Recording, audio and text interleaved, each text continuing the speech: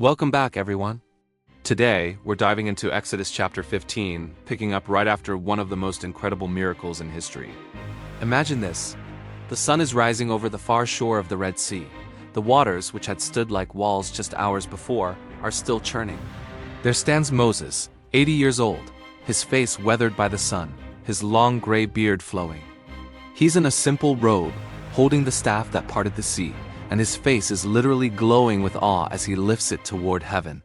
Beside him is his brother Aaron, also in his 80s, just as humbled and travel-worn. All around them, a nation stands in stunned silence, processing the impossible. They are free. Suddenly, the silence is broken. Miriam, their sister, a fiery prophetess even in her 90s, grabs a tambourine. Her colorful dress sways as she begins to dance, her silver-streaked hair flying. A single powerful voice rings out, and then another, and another, until tens of thousands of Israelites, men, women, and children, are singing in perfect thunderous unison. This is the song of the sea. I will sing to the Lord, for he has triumphed gloriously. The horse and rider he has thrown into the sea. Their faces are lifted to the sky, shining with tears of joy. Can you feel that energy? The sheer, uncontainable praise. This wasn't just a quiet prayer of thanks. It was an explosion of worship, a party on the beach that lasted for hours, celebrating a deliverance that no one could have imagined. But the wilderness is a harsh teacher. After the mountaintop of celebration, the Israelites marched deeper into the wilderness of Shur. The euphoria of freedom begins to fade under the relentless desert sun. For 3 days, they march. 3 long, exhausting, waterless days. The mood shifts dramatically. The same people who were singing praises are now weary, their lips cracked, their hope drying up just like their water skins. Young mothers try to soothe their crying babies. The elders, who saw the plagues in Egypt and the parting of the sea, start to grumble.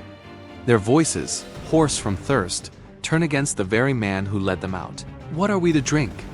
They cry out to Moses. Their faith, so strong just 3 days ago, is already being tested by thirst.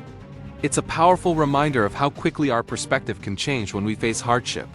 They finally arrive at a place called Marah, which means bitter. And for a good reason. There's water here, a spring. You can imagine the relief flooding through the camp, but it quickly turns to despair. The water is undrinkable, bitterly so. This is the breaking point. The complaints against Moses intensify. But what does Moses do? He doesn't argue or defend himself. He does what he has learned to do. He cries out to the Lord, and God answers. He shows Moses a specific tree. With quiet obedience, Moses takes a piece of this wood and throws it into the bitter pool. In an instant, the water becomes sweet, a miracle. The people rush forward, their frustration turning back into rejoicing as they fill their skins and drink deeply, their thirst quenched by God's provision.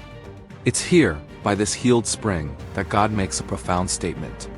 He tells the Israelites that if they will listen to his voice and do what is right, he will be their healer. He says, I am the Lord who heals you.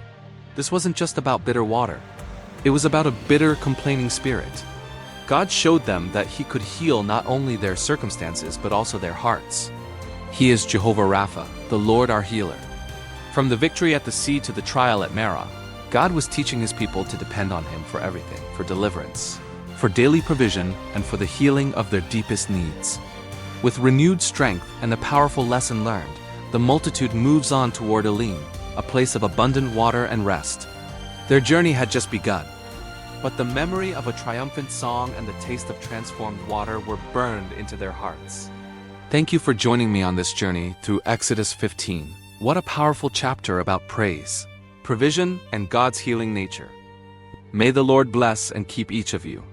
Stay strong in faith, and remember to read your Bible every day. See you in the next one.